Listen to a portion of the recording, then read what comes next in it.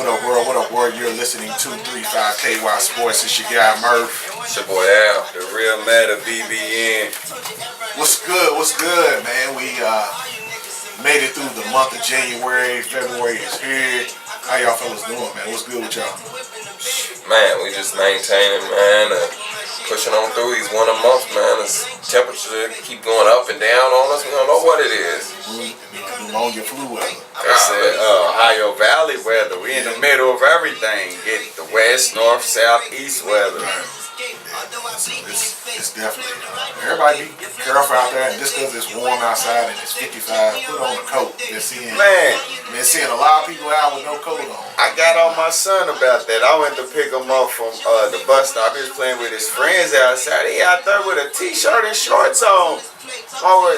I said some explicit things, but I like, that ain't what we do. You wonder why your nose is all running and everything and stuff. Come on, man. Beautiful though. Yeah, it is, man. I mean, I take it over snow on the ground, but you know what the craziest thing is? I don't know if y'all seen this. I don't know if it's real, but there's a big prediction out for, like, they got the date already. February 9th, a huge snowstorm supposed to be hitting the area. Like 10 to 12 inches or something crazy. If they giving a day, you know it's at. I don't know. I ain't gonna say too much. It's at heart. Yeah, it's weird because I'm like, you can't predict the amount of snow we're gonna get the day before. So how we predict 2 weeks out that we're gonna have a huge snowstorm here? But nonetheless, you know, be on the lookout. I don't think we done with the winter weather next. I don't think we done. They can keep that snow. I hate it. It's dangerous for drivers, man. You know, ain't nobody got time to be tearing up cars and ending up in ditches and all that. I was gonna say, I ain't the most driver person ever. And before we get started, man, we want to send our best wishes and thoughts to the people of Marshall County, man. Yes, for real. It's, you know, a tragedy happened there this past week at Marshall County High School. You know, they are world renowned for the Marshall County Hoop Fest, a annual tournament that goes on down there with some of the best prep and high school teams around the country travel to Benton, Kentucky for that tournament, man. So it definitely holds definitely holds a special place in our heart here as far as basketball fans and 35KY Sports, but just as, you know, citizens, man, just being compassionate about it, man. Yeah, man, it's unfortunate what happened down there, man. It's crazy, man. The kids, family actually being able to go back to school. Friday. Yeah, Friday, man. 21 injured. The shooting in Benton, which left 2 students dead and 21 injured. Rock, that close-knit community of about 4,500 in southwestern Kentucky. The mother and other families declined to comment to reporters when they did reach out to them, man. But shout out and prayers to everyone affected with that, man. Yeah. It's some crazy days and times we living in. Yeah, it really is. Just hope my son our kids never have to witness anything like it. It's one thing about Jefferson County, like, it's cool here. Close-knit families and everybody's cool here. Out in them counties is different. I promise y'all. And you know, not to, but it's just always odd, don't you think? Like it always seems like these school shootings happen in kind of like off-beaten areas. You wouldn't think, like the high crime areas, you would think where school shootings would take place, the inner cities like Louisville or, you know, Detroit and Michigan. You know, like Baltimore, where you think of crime being that it doesn't happen. It's just kind of odd that it's the reverse when it comes to school shootings. A lot of times are in rural or suburban areas. It's crazy, man. Just to see these things keep happening. You know, it just seems like it's not going to stop. It just continues to happen over and over and over again. So that's interesting. That it does always happen. You know, it doesn't happen in the city where you would think where the crime would be. You would think, I mean, hell, for the inner city schools that we have across this country, where you would think there would be school shootings in LA, you know, New York City, Baltimore. I mean, I know a lot of these schools have precautions in place now. They do have metal detectors and a lot of these schools in the inner cities because of the threat of violence. I know Chicago has a lot of metal detectors in their school. So, but I mean, you still would just think that, you know, I'm not wishing that towards the inner city public schools, but it just seems like that's where they take place when you look at Columbine. Kentucky's also been victim of a school shooting once before, Paducah. So this isn't the first time. Yes, I ain't gonna get too much into that. It just sucks that it's happening now. It just helps put weapons in other people's hands, like officials for schools and stuff, because now there's a bill signed that let teachers and these wannabe marshals and parents have guns as they go in these schools and stuff. So it's just a whole lot to it, but it sucks that this happened to our state once again, So prayers up to Marshall County and anyone affected by this event or any event like that goes on. And we just have to stop the violence and figure out a way to make this work better. But let's switch up the topic. We got to talk about, unfortunately, the Kentucky Wildcats, man. Different tune this week from y'all. Hey, I'll turn it back up, man. The Cats stole the show this weekend, man. They grew up, man. I was telling Matt last night that they definitely grew up. It seemed like that they got knocked down on the canvas, but they got up and showed some fight. Ended up winning in Morgantown, West Virginia, 86-73. The Wildcats defeated the number 7 ranked West Virginia Mountaineers, man. It was a good game. It was a great game. Came back 17 down. What did you see that fight in them from the past couple of games that they've been playing? Did you expect them to come down? It's college game day. To come back and really show some fight. First off, I want to give a shout out to Jay Williams. He usually never picks Kentucky to win the game, so to sit there, came out and do the Hulk Hogan and how the Kentucky jersey on, big ups to him and everything. And also I want to give a shout out to the Mountaineer fans, because that crowd during that game was crazy. It was loud through the TV and everything, but I knew we was going to win before the game. But after being down 15 and how the game got to going in the first half, I honestly did not think we had this in us to come back. I knew we could beat them, but to come back like we did, I did not think that these cats had that in them. It was big. It was impressive, especially from the start of the game. It was a turnover fest the first half of Kentucky. And they still ended up first 10 minutes. Yeah, first 10 minutes was the bulk of the tournament. They still ended up with 16 turnovers on the game, which we circled that number. They've had 16 turnovers the past 3 games versus legit competition. So kind of scary to know that loose with the ball, but to overcome the 16 turnovers and many of them in the early part that led to that 17-point deficit that the Cats faced, it was impressive resilience. Says a lot about the Cats to go on the road and get the biggest win of the season out of conference and in the Big 12 SEC Challenge, man, to hold it down for the SEC. That was a huge win. I kind of want to touch on the play of freshman Kevin Knox last night, man. He 34 came on the scene in career high 34, very efficient, 11 of 17 from the floor, 5 of 8 from 3, some breakaway dunks. He looked like the part last night. He looked like the lottery pick that he is, and he had snapped out of it, the little funk he had been into. Best game he's played. That's what we needed for him. We all know that the talent and the skill set's there, but since he been at Kentucky yesterday, the game against West Virginia was like the first game where you could watch him and tell he was having fun out there. Usually he looks like, when I watch him play, I see a kid that probably feels like he should have went to Duke over Kentucky like everybody thought, but then after last night, the smile and the clap and the just having fun, he hit the last 3 with the dag and he did the nuts thing to the bench as he was running back. Yeah, what I'm saying? It was just fun to see that, because we're going to go as far as he go, as far as he lead us. We know we going to get what we got from everybody. That's about what they're going to give us every game. The rest is now on Kevin Knox. We sold you on being the Malik Monk, the Jamal Murray of this team. Now it's time for you to put, he's still been doing good for a freshman. He's averaging 15 points a game, but the last 2 games, the game before he was 4 for 4 from 3. So it's a continuing thing that we love seeing as a Kentucky fan.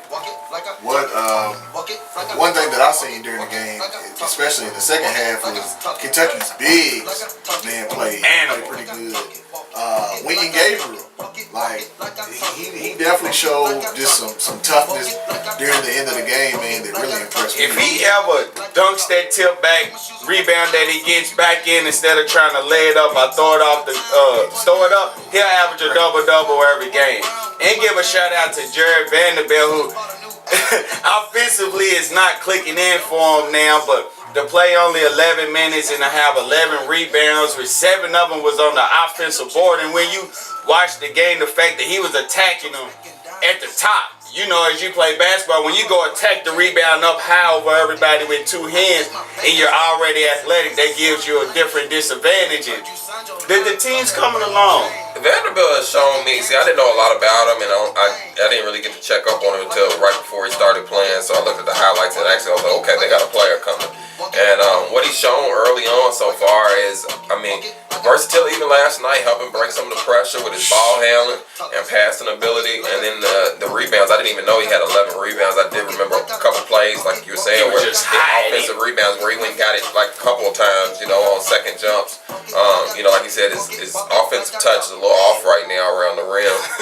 But I mean, that should improve with more game time and reps. You hope he's got enough time left to, you know, get those reps that he needs. But you know, just a great effort from the Cats last night. And I'll give it to them, man. You know, to go on the road, because that was a place I did not think they could go and win in Morgantown. Tough place to play. Bob Huggins' team.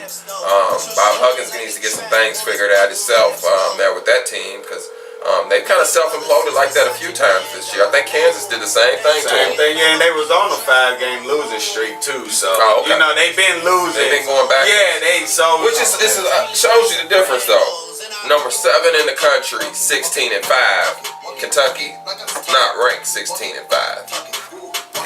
You know, like it's odd. The records are the same, and you look at the losses, and you just had 5 in a row. So now they're piling the L's up. But I think you got their losses is TCU, Oklahoma, Kansas. Those is ranked teams. Our losses Vanderbilt, who were just South Carolina. Yeah. Those type of losses don't help. But the biggest thing, another thing that pointed out was the free throw shooting in the second half. 18 for 18 in the second half. We did miss a free throw because they was fouling like a mug. And then we out-rebounded them by 16 in the second half. So it was a great all-around game. And it showed once again how much of a great coach dude is. That he don't get his props. They feel like he only needs... He's not like that coach on Tobacco Road who got the studs and is steadily losing, who by next week may have a back injury and miss a couple games. You know, he's not like that dude. He actually coaching it. I feel glad for the team and for Big Blue Nation. Man, this is the calling card of that rebounder, man. It's kind of been Kentucky's calling card throughout the Calipari area to be able to beat you up on that glass and, you know, really take advantage and abuse teams if you don't have the size to play up against them inside. I mean, even though a West Virginia team that had plenty of size, I mean, they had that shot blocker, Okanate, whatever his name is. Kanate. Yeah, I mean, he was a monster in there early on. I think even intimidated, you know, the Cats a little bit early on. He had P.J. Washington scared, which is why we didn't see him too much of the second half. You know, he booked, so we had to bring Nick. But Nick Richards played the game of his life, you know, not the game of his life, but one of the better games the last time. They were so. And that's just the bonus of having all of that, just size you can count on, you know, 2 and bodies in there. I mean, like you just said, a Nick Richards who is, you know, if it ain't one thing, Nick Richards is big. I will give it that. Like, Cal knows how to go find size. You know, Vanderbilt is big. You know what I mean? Sasha Killier-Jones, height. Yeah, he's big. That's one thing. He only played 11 minutes, but he didn't have no rebounds. So we need to get more out of Sasha Killier-Jones. But he hit a couple nice jumpers, which helps stretch when we do that nice pick at the top of the key. And plus the emergence of Shai Alexander actually becoming a point guard. Where usually before the season when he makes that pick and he goes to the rim, he's trying to go up and do his layup. To now, he's kicking it out to the wide open. Diallo hit another big 3 yesterday. Kevin Knox, as y'all pointed out earlier, had a great game. Then if you do close out on those, we gonna throw the oop over you. Then Quade Green came back, finally cleared to be 100%, and he had 8 points and 4 rebounds and played against great defense. So it was actually a good win to see Kentucky with almost a complete team and everybody's healthy. We still missing our shooter that we haven't seen yet, but Rex Chapman keep talking about he's one of the best shooters. Is he gonna play this season? What's dude's name?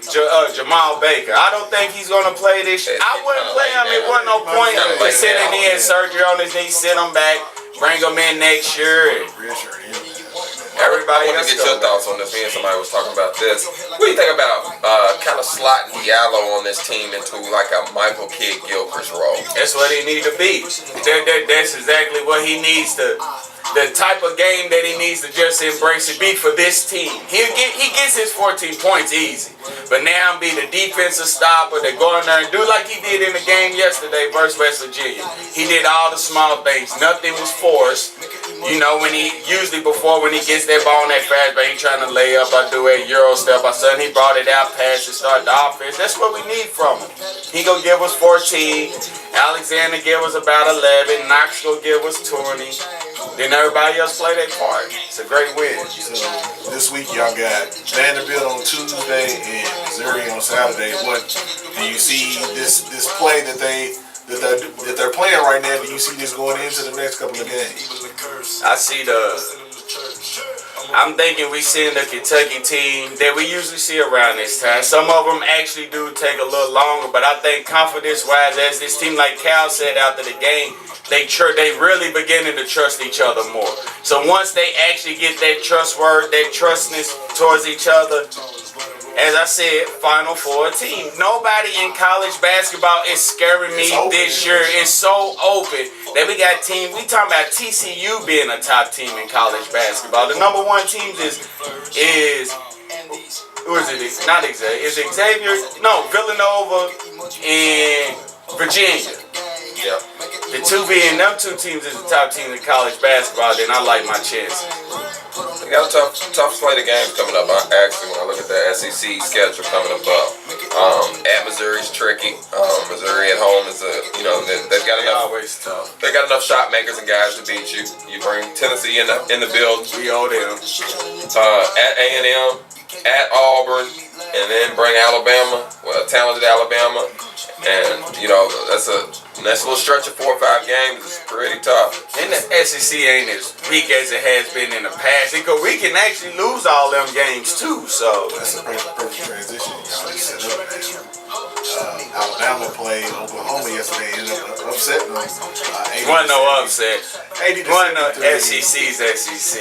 But the way that Oklahoma's been playing and the way Trae Young has been going off, I mean, I didn't expect Alabama to win that game. But Colin Sexton, man, he's gonna be special, man. He's definitely it's nice. What y'all think about that game and what Alabama did to knock off Oklahoma? This is a shout out to Lon Kruger. I think that since you try to do the Cal thing and put the tweak to Trae Young's offensive game, it'll mess y'all up because they done lost 2 of the last 3, I believe, since they got him to not take. Let Trae Young do what Trae Young do. That's what made Oklahoma who they was. That what had them ranked so high and had them winning. As soon as they try to get him to convert over, which is better for the team, now Oklahoma's beatable. Colin Sexton, number 1 point guard in the nation, coming in for a reason. Now, after that game, I had me and my son was talking, and I asked him who gave me like better. Of course, Trae Young, cause it's more fancy. He come in and come over. But if I'm a GM and I'm picking top 10, and Colin Sexton and Trae Young is right there, and I need a point guard, I honestly at this point do not know who I would take. It depends on the makeup of my team, but I honestly don't know because you can't go wrong with neither one of them.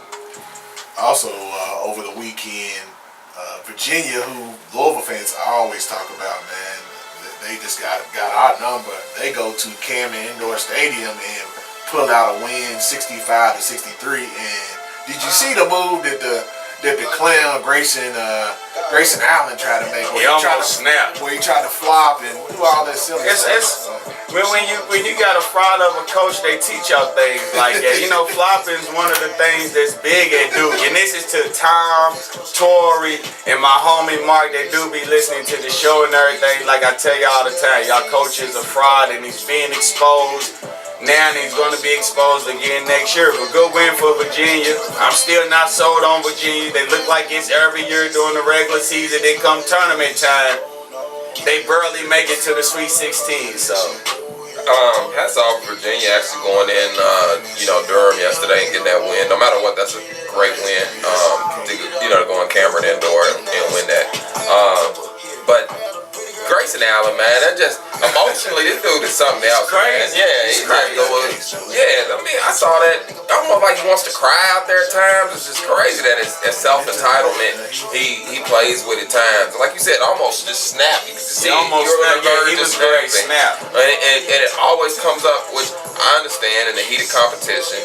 It can bring nastiness out of guys. But like you show some other signs of just crazy. Nah, that's crazy. You off balance, man, for real. And it always like you're at Duke and you're in an elite program, so y'all don't lose that much. So you need to know how to handle it better than that. And so y'all getting ready to get to the tougher part of y'all conference schedule as well. So the likelihood of more losses is coming up as well. So it's something to keep an eye on with Grayson Allen here coming down the home stretch. 30 for 30 on that kid. Yeah, he's gonna catch a body. Before it's all said and done, I promise you, Grayson Allen gonna kill somebody. But that'll be the blueprint going into the future for real. He's gonna catch a body, I promise you. Going into the future, the beat Duke, go ahead and attack Grayson Allen mentally. Get him mentally out of it. Mark, you're not gonna start Marvin Bagley. He gonna put up 20 and 10, and all the other studs is just watching right now. So they all want to come back to school and play with Zion next year. Yeah, that's what they looking like. Yeah, that's other than Marvin and Duval, everybody look like they want to come back to school and play next year. Now that's gonna be scary if Trent and Carter them do come back next year with just like how the 5-5 was back then, like just that hype around them. With the same type of fraud coach coaching them too. The same type of fraud coach. Man, I also want to get y'all's opinion on. We gotta show some love to former Louisville assistant coach Kevin Keats down there at NC State. They ended up beating North Carolina 61-76. Real quick, can I throw his name in the hat for the Louisville job? Man, okay, why are we not talking about Kevin Keats? Yeah, y'all would like him, but has he really showed? Plus, I mean, North Carolina State's dirty in the mud. He showed the ability to get wins. I mean, this isn't his. He took a job after U of L as well, and now has been promoted, to this NC State job now, and is having success in year 1 or year 2? Year 2. Who have they beat some other teams? They beat North Carolina and Duke. In Arizona when Arizona was number 1 in that tournament. With the Kentucky boy, I can't think of his name. They got that Kentucky boy. Do y'all see like any similarities to like a Pitino coach team in the way that their team plays? Not a ton of similarities. I think they take on Kevin Keats' attitude and swagger a little bit of his team. What I've seen from him, man, they come out against these top-ranked teams, and he instills in them a belief that they know they can beat these teams. See, he's an underdog. Yeah, and the game plan is, like and some of that's game planning as well. He's putting in solid game plans for these teams to give his team a shot. And he gets his team to play I can say a little bit over their head in these games, which is an important, something to have, a quality to have for a team to play over your head at times to be able to win games. Now, would it be considered over their head if they beat 3 of the best teams in college basketball this year? Maybe they're just that good, the team don't realize it yet until they play them, but he's doing a heck of a job there. Wait till he actually get their recruits going, because he's going to in North Carolina State, who I don't know how they got better resources than Duke in North Carolina anyway, being the main state school, but yeah, he's doing his thing at North Carolina State. When you're listening and watching 35K Wild Sports, we got Murph, Al, Real Man of BPN. Make sure that you follow us on social media, on Instagram, Facebook, Twitter. We got all the information on every sport that you need. Man, I know we're gonna talk later with Steven Bittenbender from the Courier Journal about the Louisville game, but just wanted to recap The last game with Wake Forest, man, they ended up smashing Wake Forest in the Young Center, 96 to 77. Just looking at your cards right now, Al, like, what do you see, man? Like, it just seems like they on a groove. They really in good spirits. And one thing that I did see that I haven't seen was, it just seems like they have a love for one another. Like, they want to play for one another. Like, this team, just the energy that they playing with and the way that they react to one another seems like it's special. I'm gonna let you go, Al. I'm just gonna say I think they finally listening to David Paget just a little bit. They believing in him a little bit. I just think things have got back into the norm. Like, all the other distractions is over. We in mid-season now, getting into almost February here. So, I mean, you're, as a ball player, you're in that mode now. You're 20 games into the year, and it's go time. You're feeling it, and it's a lot more other thoughts going through your head, especially now since they got through the devastating loss to Kentucky and kind of now have recovered and, got this thing back on track. And honestly, what they're doing, if you ask me, they're taking care of business. The teams they're beating are teams they're supposed to beat. They haven't taken a bad loss yet. Miami this past week. They got a stud. Lonnie Walker showed out against us. Bruce Brown's a yeah, lottery pick. The other guards. So I will say, a little comment on that Miami Louisville matchup from Wednesday night. I kind of feel like Adele lost a little money that night, man, on that matchup against Lonnie Walker, man. He just didn't play well, and Lonnie really outplayed him when you're looking at wing prospects, a freshman versus junior. You look at Lonnie Walker's scoring ability and that finishing at the end. Just kind of my thoughts of one big thing I kind of took away from that game in whole was, Adele lost some money in that matchup, man. He didn't play terrible. I believe he had, I think he had maybe 15 points, if that. But in the game where he needed to show, when the scouts that was a key matchup. I'm sure that scouts were looking at like, let's see this young dude versus, a veteran. Old versus and see what they can do. I mean, Adele, I can't say now, but at one point we thought him had a defensive reputation, so you thought he might be able to be a formidable, defensive matchup on Walker. And Walker stretched him out. He had 25 points, had the game time layup right there at overtime. Free throws. It was impressive. What did y'all see before that game? The beef between ESPN's Dan Dickow and like Louisville radio media. Dockage. Yeah, I'm sorry. Yeah, Dan Dockage. Yeah, man, he was going in You on said it right though. Dan everybody. is a dick. Dan Dickow. He's an ass. It was crazy. To me, I hate everything Louisville. It was cool to me, but I'm cool with the I got homie. this news. The banners are coming down. Like, he wanted to drop it before the game. Like, That was he was stirring the pot. He pissed off a lot of little media members. It did what he was got the funny. clicks. He's supposed He to. got the clicks. It was all it was the move. And the thing about it is, if Louisville fans keep it real with themselves, is anything he said a surprise? I think at this point, all Louisville fans. With the way things have gone from the ruling on North Carolina to they basically no punishment for the academic fraud to all the other. I think Louisville fans at this point need to expect a harsh punishment from the NCAA, which it really won't be that harsh because it'll all be past circumstantial stuff that'll be that you'll be punished for now when you talk about banners and losses and money. I think that's what to expect at this point. And until they tell you otherwise, expect that banner to come down and vacate all those wins and pay back, $15-20 million. That's what you can expect.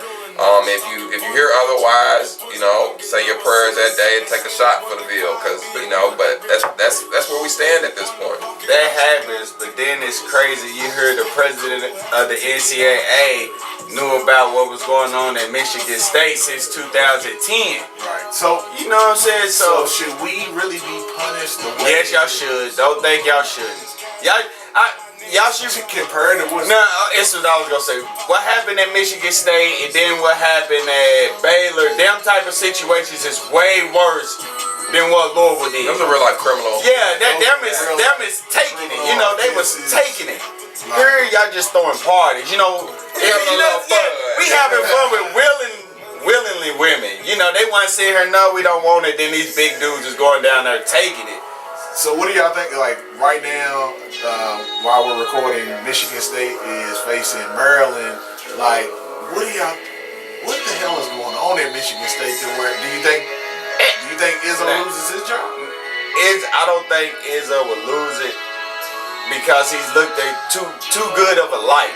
You know, I think they will find a way to keep this from getting on him like it did Jim Boeheim. He was supposed to retire like 3 years ago, and he still coach. It was in part of the ruling, wasn't it? And he's still coaching. So I think Izzo may be safe from it, but it may damage everything from here forward on his image and the Michigan State coach. Then Tony, the president and the AD believe have already resigned. And they just created this a culture of silence in Michigan State it's not just, it's every college. Yeah. It's every college. It happened at Western when I was at Western. You know what I'm saying? It's every college. It's just one female they don't pay enough, and she goes and says it. And some they don't, but they need to take it serious. These football players need to realize you can't take it. It's y'all already getting it as it is. It's everywhere for y'all to have. So why take it if a girl say no? Then if you're a coach, if you're an adult, why cover it up just to win games? It's creating a bad culture. It's crazy, man. Just prayers out to everyone affected out there in Michigan State and everything that's going on up there. I also wanted to get y'all's opinion on just some of the local schools that play around here. You know, the Westerns, Easterns. Mary Eastern State played last. Kentucky State. Let's see. Western actually beat. Well, actually, EKU, they lost last night 73-68 to Belmont. I'm sorry, actually they'll be playing Belmont this week. No, they played Murray State. Murray State. Yeah, I saw it with Murray State. So definitely, you know, that's something that we're gonna start doing here on the show is giving them some love. K-State, they ended up losing to Lane College 79-63. Come on, Coach Jackson, we gotta get that together now, man. That's a couple in a row. We gotta steady the ship now going into the conference schedule. They're definitely on a skid right now. So shout out to them as well. Shout out my Hilltoppers too. You know what I'm saying? Hilltoppers are playing right now. They got a couple guys eligible, some transfers now, man, and they're really starting to make some noise. They beat Marshall 85-74, man. They sold out Diddle again. Like they keep selling out. I hear you. And And it's so crazy. I was talking to somebody this week. I forgot where I ran into them, but they said that they are getting ready to have to implement a policy now where the students no longer getting free at Diddle. Yeah, I mean, that was the selling point for us at Western, free tickets. Yeah, they've created as far as the culture's different. Yeah, like they really have. Well, and they've moved up. You know, they've gone from the Sun Belt, now they're all the way in the Conference USA. And you brought in, you know, Louisville's actually gone down there to play them now. I think they played in Diddle Arena twice. It's better than when we was there. It's a better arena. And they got a legit coach though. Yeah, and I mean, who shouldn't be at West. Not taking nothing against Western, but he's a high. You know, y'all may look into him. He can recruit too. I'm just saying. Why is it that you always like suggest like he's from Kentucky, though. I'm just saying, no, Rick Stansbury. But every time that you suggest a coach to go to UVA, you always give us like the bottom of the bird. I don't know how much stock to put into it, but there was a report last night. I don't know where it came from. My homie hit us with it, but he said that it was almost being reported as it's a lock, Chris Mack for Louisville. I want to see it. I don't know. You know, that's just what I'm hearing. I want to see it. Do you think that's the right move? I mean, it's crazy if he's been the front runner and that's where y'all been leaning towards all the time, and you go get your man, and that's who y'all feel y'all want. You know, I want to see it. You know, I don't think he gonna leave Xavier. But you know, I think his wife. His wife's from Louisville. Yeah, she's from Louisville. So you know, it would make sense if it happens. So you're listening and watching 35KY Sports with your guy Murph, Al, the Real Man of BBN. Make sure that you are following us on social media and checking into our website at www.35kysports.com. I also want to get y'all's opinion on LeBron into the 30K club, man. This is a phenomenal achievement from King James. Only 7 other players are in that club reaching 30,000 points, man. What do you think about this accomplishment from LeBron James? And I think he's the youngest too to reach it at the age that he reached. Hats off to King James in the 30K point club. Before it's all is said and done, the King James is going to be a top of so many, statistics, individual team affiliated with that. But we got bigger issues in Cleveland. I got a little special little clip I want to cue up that came from this week in the sporting world. Let's go to that. Let's do that.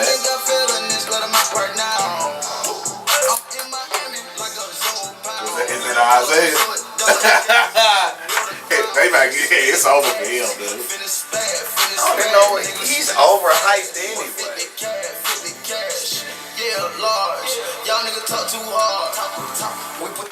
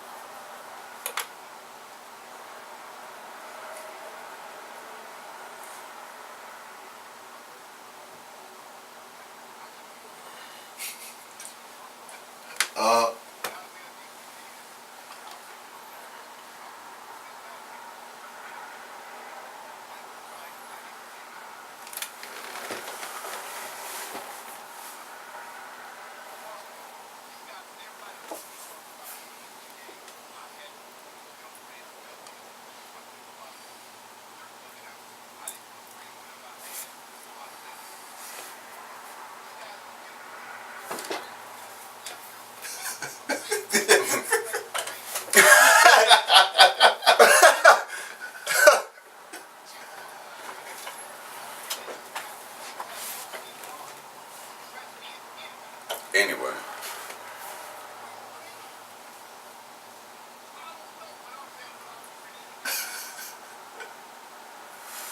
Oh shit. Hold on. What the hell happened? I'll get back to cut.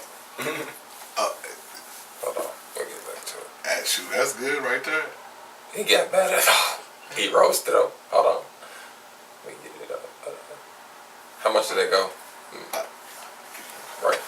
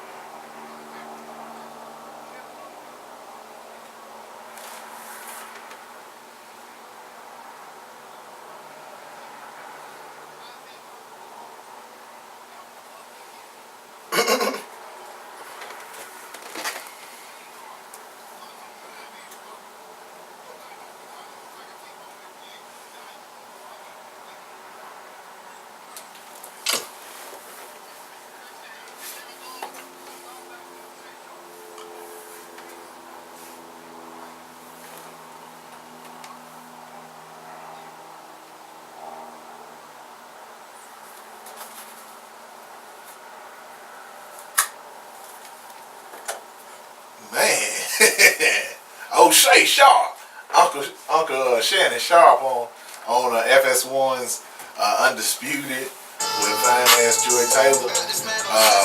Man, what's going on with the Cavaliers, man? Like it just seems like it's always some drama around the Cavaliers, man. Then you got team meetings and everybody's mad at Kevin Love. I seen the clip earlier this week where Kevin Love fell down and like 2-3 Cavs players just walked past him, like didn't even help him up. I was like, man, like that's cold blooded. He's one of the weakest links on the team, You but can call him a weak link or not, man. He's on the squad. He's that longevity. He's the reason why y'all won a title. NBA's different. This is a whole bunch of different individuals. It's not about team and we, it's me.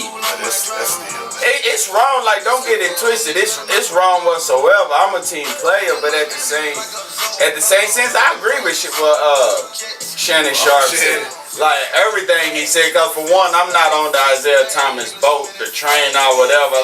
Like he said, you had one decent year. Now all of a sudden, people speaking on you like you the next best thing in NBA basketball, and that's not the case. So I don't know. It's a lot going on with Cleveland. The more and more this plays out, it's like what the third team meeting they done had since December. It's too many team meetings. If it didn't work after the first one, then it is what it is. And it's looking like LeBron. This whole team ain't gonna be in Cleveland next year. That's what I'm getting from it. It's looking like it's on the verge of exploding. I mean, we all expect a playoff run from them, but I mean, Boston, by game, without your boy, what's my boy from Utah? Gordon Hayward is looking more and more formidable, and the rumblings are getting louder that Gordon Hayward will come back this year. Why come back, man? They doing too good. Plus, Jason Tatum's playing amazing. Sit out for the year. And young boys is putting pressure on him. Hey, though. Brown is playing amazing If they go to the finals and get Tatum and Brown this experience without a Gordon Hayward around, look how expendable that Gordon Hayward becomes. And how young they still are. Still a young team. It becomes a liability. I mean, they went last night to Golden State and a thriller. I mean, lost to they lost to the Warriors, but it was a thriller. 109-105. I mean, they absorbed 49 from Curry, and Golden State needed every bit of that 49 to beat the Celtics. Every bit. NBA Finals? No, sir. This story's been built up for Cleveland. Hey, Jeffrey and Gundy was building it up last night. Like, Cleveland gonna make it. Cleveland. I wouldn't be mad if we got to see Boston. No, honestly. I think it'd be a good series. Because I think the matchups and the pressure that Boston would be able to put in a different look on Curry. Because the key is the head of the snake for the Warriors is Steph Curry. He makes everything happen. He stretches the floor. He facilitates for everyone. And when you talk about defensively, no, they're not going to stop him. Which shows he had 48 last night. But 48, we all know, even from Steph, is an extraordinary game. But he ain't gonna do it every game. Exactly. And I think with Brad Stevens' coaching mind, along with the physical matchups you have with a Marcus Smart, a Terry Rozier, his responsibility on the other end of the floor, having to match up with a Kyrie at times, has his man. That's why they not gonna do it. Who has it mentally like Kyrie has no fear against anyone in the game, let alone a Steph Curry. He knows he's actually better off. Oh my God, he put him in the damn blender, man. He made Steph look so damn silly.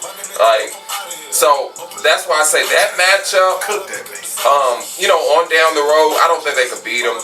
They'd be lucky not to get swept this year by the Warriors if they were to even play them in the finals. That's just my opinion. But you look at having a Tatum and Brown for years to come to throw at a Durant. That matchup as well. Agent Durant. Yeah. As they reach in their peak, I think they could handle a Klay Thompson. All that. They have the size inside to give Draymond problems with a rugged big like a Horford. The big white kid in there. They keep he's playing just like Kelly Olynyk, the white dude they got. I can't think. I be thinking it's Olynyk. I know who you talking about. I thought it was. Be hearing this for they got a word last. You bring in Morris off the bench. I mean, so they've got a lot of pieces. And you didn't even say the main dude that's really balling though. Y'all boy. Terry. He looking alright, right? He looking alright this Terry year, look like man. he better get paid, man. He about to get paid. He got a little Kyrie-ish to his game now. I will say, I think the biggest benefit for Terry has been these last 2 seasons getting to play with Isaiah Thomas, see how he goes to work with the All-Star year he had, and then come right behind it with a guy like Kyrie, who I'm sure he was fond of with his play and ability, and actually see it behind the scenes and get the one-on-one, and now y'all teammates.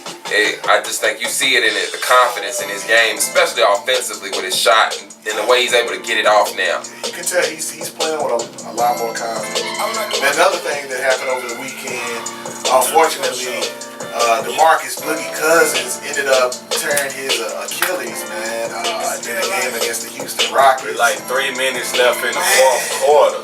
Man, it's so unfortunate for that to happen because he was having just a MVP number. Last week I want to say like he went off for like 40 and 25 or something. Oh man, like just ignorant numbers just to see. 25 and 12 on the year. And the Pelicans, they were 56 in the West. 6. So man, it's just crazy just to see him go down to that injury, man. So prayers up to Boogie Cousins, and hopefully it sucks. I think that could doom the Pelicans. It is gonna doom because that's it. That's over. Him and AD was doing everything. They scoring 100 Do points. you think that does that kill the era of AD and Boogie Cousins? I hope that they decide to. If it does, I hope both of them go to the Bullets. But I hope they do decide to stay. The Wizards. I don't know why I keep calling them Bullets. I don't know why, but they stay. I hope they do stay and just build around what they got, because they could be special. A Twin Towers team like that and just get some perimeter help besides Drew Holiday, because Etwan Moore and the other guy ain't really it. So, but I hope not. But money talks. The Lakers want him. Boston want him. Wall wants him in Washington. So yeah, go ahead, man. Go ahead and leave. I mean, he go look at that. That's where LeBron should go. Talking about LeBron, what y'all think about the actual captains were selected? LeBron James and Steph Curry for the 2018 NBA All-Star Game in LA this year. They did go ahead and pick the team. Here's what I would say first. LeBron's team look like a bunch of actual All-Stars. You look at Stephen Curry's team, it's a bunch of dudes that they All-Stars in today's game, but when you look at the roster, say if LeBron's team don't win, man, it's LeBron got, let's see, his starters were DeMarcus Cousins actually, who's being replaced with Paul George now. So Paul George, Anthony Davis, Kevin Durant, and Kyrie Irving. Like, man, come on. His bench is LaMarcus Aldridge, Bradley Beal, Kevin Love, Victor Oladipo, Kristaps Porzingis, John Wall, and Russell Westbrook. He got Kyrie, Westbrook, Wall, all on the same side. That's crazy. Team Steph is Giannis, DeMar DeRozan, Joel Embiid, and James Harden at your starting positions. Then you have Jimmy Butler, Draymond Green, Al Horford, Damian Lillard, Kyle Lowry, Klay Thompson, and Karl Anthony Towns. There's two people on Team Steph. Who y'all got? Team Steph? I'm going with LeBron. I'm rocking with Team Steph. He gonna show why he's the best in the world. Not even close. We gonna put Wall on Steph, but this flat been sick Wall though. We ain't liking this Wall, man. He's back to the Adidas Wall. But I'm going with LeBron's team. It's just too stacked, and I see two players on your boys. Goodness. That bag? Look at Marvin Bagley from Warm-Ups yesterday. See, that's why Oh my God, the NBA is going to set it up. That's who LeBron's going to have on his team next year to finish out his This career man in just did a Cleveland. 360 between the legs. He's crazy. But Kyle Lowry and Jimmy Butler, I'm not really sold on them. So we're going with Team LeBron, man. Y'all ain't going to keep on disrespecting the king, the chosen one, who won ships without Scottie Pippen. Man, kind of switching up sports, we got to send our prayers and just good thoughts, good energy over to Bills center Eric Wood, who played at U of L. Is just a U of L legend, man. Came in as a under-touted kind of recruit and built his way up and got drafted to the Bills and had a great 10-year career in the NFL, but had a career-ending neck injury, which is just unfortunate, man. But being a Bills fan, that kind of sucks hearing that, because he has been like the one positive on the Bills offensive line over the past 7-8 seasons that I can remember. Like, it's because he started halfway through his rookie season and he never gave the starting position back. So I hate to hear that, and it lets me know that with the trouble that we already having in Buffalo, that it's about to be even more trouble, because the center is just like the quarterback on the offensive line. So losing him is going to hurt a lot. Been a real steadying force for the Buffalo Bills. Yes, sir. Even just a character guy anyway in the NFL. I think he's been awarded some awards. Yeah. Like that. And he's a Cincinnati native, and he made Louisville his home even after going to the NFL. So I mean, I think after he gets his health under control. I think be on the lookout for him to come back to the Louisville area and do something big here, because I don't think it'll be the last we hear from Eric Wood. I think he'll come back to this Louisville area, whether it's in the media or training or anything. I think we'll see something big from Eric Wood, because he's a special guy.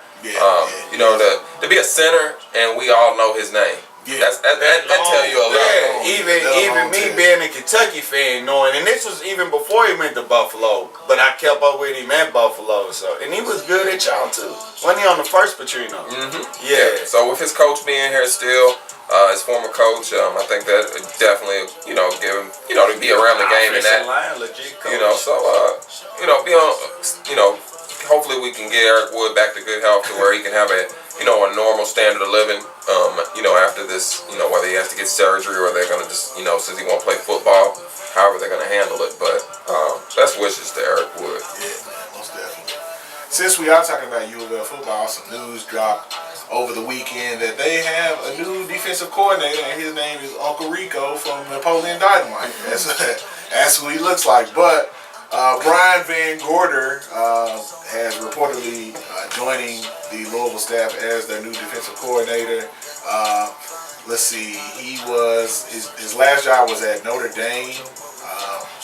He actually was under one of Pitino's staff, I believe, in Atlanta when he was with the Atlanta Falcons. So, what do y'all think about this change up that Petrino's had with Bobby 2.0? Like, is Bobby 2.0 over? It's a lot of turnover. Yeah, it's over, but coaching-wise, it's a lot of turnover since Nobody he's been wants to here. coach with that man. That should tell you Here's something. what I say, man. And this, I hate to put this much pressure on him, but a lot of this is really getting ready to fall on Juwan Pass, man. He better be good, because that's where all his or the guy behind Pass. One of these quarterbacks he's got in the stable right now better be good to save Petrino's ass. That's all I say.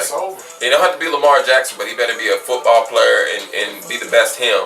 And Bobby better pull it out of him, or you can write Bobby, on this Brian Van Gorder hire. You can start counting down. This could be the beginning of the end of the Bobby Petrino era 2.0, because regardless of Peter Sirmon, you were gonna keep Peter Sirmon this past season. You hadn't fired him yet. He was out on the road recruiting 2 days before he took the Cal job.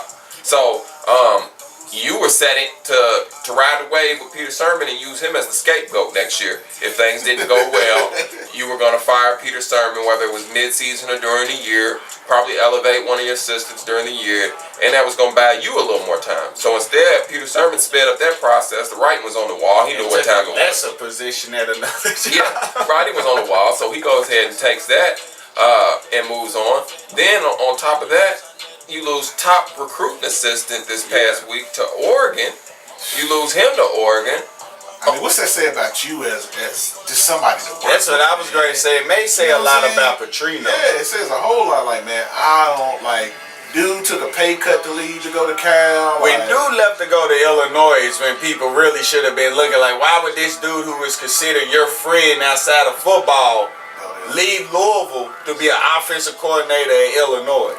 And considering where y'all was heading at that time. Right, with a chance to coach Lamar Jackson a Heisman. He left before the Heisman. The Heisman very next year.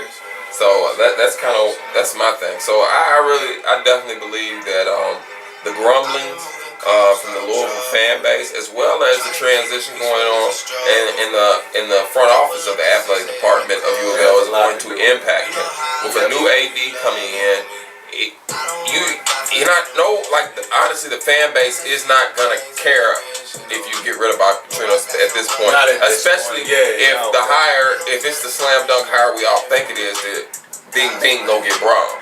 If the cards are on the table and that's the hire you're able to make, not lateral move, but the logical move that all Louisville fans would expect, which you would have to get done sooner than later, because I don't think Braun at Purdue is gonna last past 2 years, maybe. I give him a 2-year window, and he'll be the job offers will be pouring in from him, and he will be having to make a decision whether to turn them down and wait on Louisville or go somewhere else. Just be happy. Philip Fulmer them fucked up. Messed up the Tennessee thing, cause he was third. You know what I'm saying? It was that almost. may be a blessing in disguise for Louisville. Honestly. Looking back at that, that's gonna be. And when you look at the landscape of college football now, and a lot of the jobs being settled in outside of just like a big time school having a scandal, all the main places are kind of locked down. When you look at Florida State, you look at Texas, Come on to Louisville. Florida, Tennessee, they're all locked now. Outside of a scandal. Saban can grade right off, man. Saban good. I think Saban's there. How much longer you think Saban goes? 5 maybe.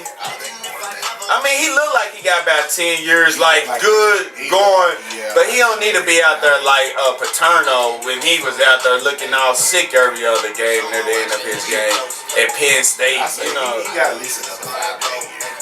Good years. And he got the mojo. 5 to 8 wins it with this style. Does the game never pass him up with this big pounding style? Towards the end, it's gonna pass him.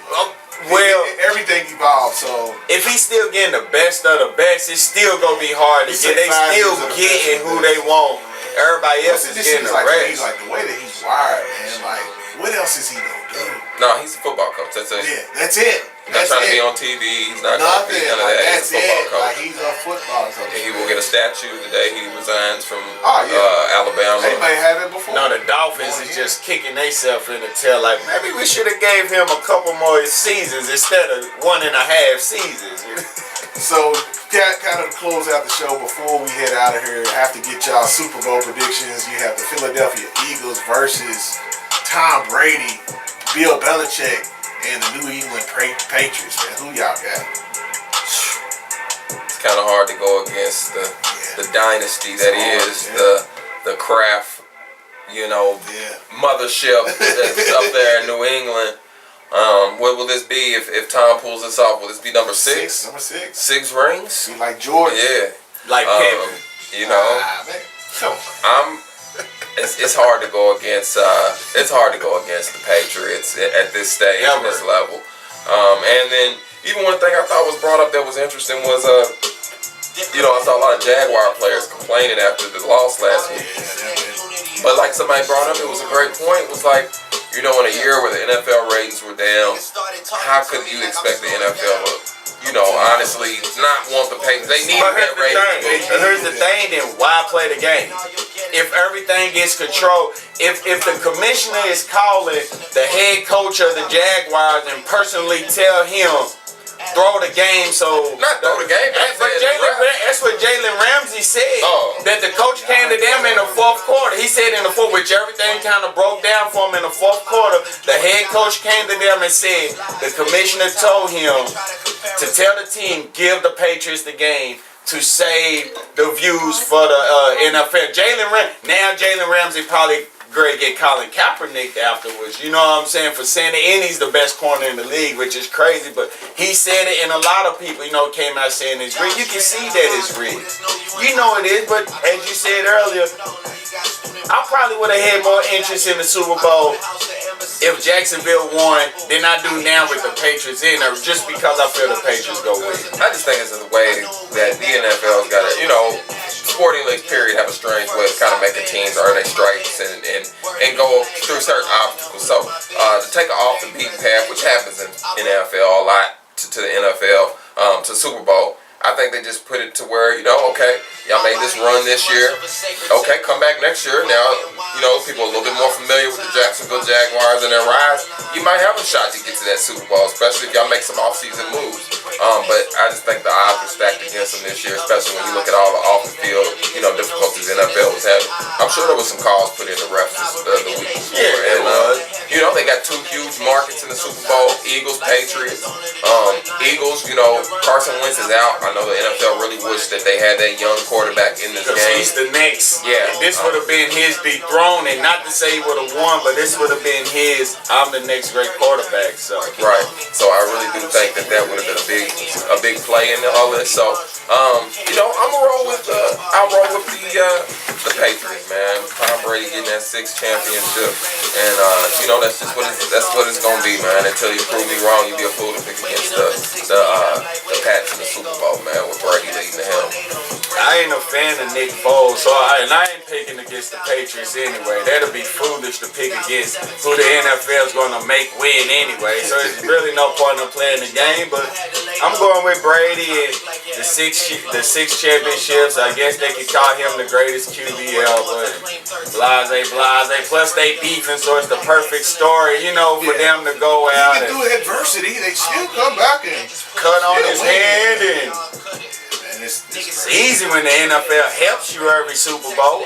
Every Super Bowl, from deflated football to stealing signals to calling down, telling other teams to let you win. Like that's why we don't watch the NFL no more. We see that the NBA's there too. People don't want to admit it, but it's there too, and that's why we love college sports the way we do them, because it's the last innocence. It's not innocent, but it's the last of the innocence that we have. Because Georgia got the call too for Alabama. They got that call too. So man, it's definitely gonna be an interesting week to see what happens in sports and happens with the Super Bowl on Sunday. Man, everybody out there have a good time. I know a lot of people hit up Super Bowl parties, and so don't drink and drive, man. So, any final words, fellas, man, for this episode? Nah, rock on, man. Big Baller Brand still doing that thing. Lithuania, man. Man, that's all. We gon' keep rapping. Man, LeVar signed him up, dog. Like, shoot. The younger we one need some stock in Big Baller, man. For real. Just don't send me them shoes. I'm Team Nike out, so I'm good on all that. I'm cool. I'm good on that. I want some of them slides. Nah, I wear the flip-flops, but I just want to give a shout out. Why not? Because I wear flip-flops in the house. I ain't going to step outside in there, Go get man. some Nike slides. I got Nike flip-flops at home too, though. But give a shout out to Kentucky's new wide receiver coach, Michael Smith, who was the wide receiver coach at Arkansas the last 3 years. So I hate to see Lamar Thomas go just because of that Miami connection. Then he coached at Louisville and left Louisville to go to Kentucky the way he did. Was a blessing, but honestly, I didn't see no progression in our receivers since he was there. They still was dropping balls and everything. So hopefully this new coach will actually help our receivers in catching balls that they shouldn't catch for once. Hey, we good though. Well, make sure that you are following us on social media at 35KY Sports on Twitter, Instagram, Facebook. Make sure that you are subscribing to our podcast on SoundCloud. Make sure that you are viewing our content over on YouTube at 35KY Sports. We got a lot of great highlights. The episodes up on that as well. And make sure that y'all check out our website, www.35kysports.com. Man, it's looking great, man. Cuz got it looking right. We got so much content, so much material on there for